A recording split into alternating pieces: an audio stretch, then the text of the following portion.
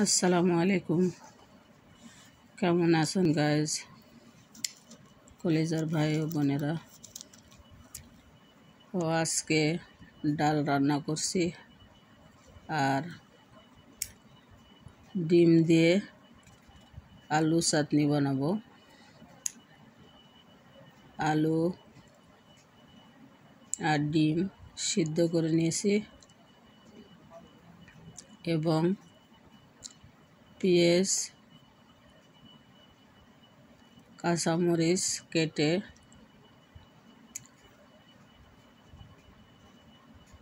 তেলে ফ্রাই করে নিয়েছি, কারণ কাঁচা পেঁয়াজ মরিচ দিয়ে চাটনি বানালে ওটাতে একটু টেস্ট কম লাগে, আর পেঁয়াজ মরিচ ভেজে বানালে এই চাটনিটাতে অন্যরকম একটা টেস্ট আসে বা সেন্ট আসে।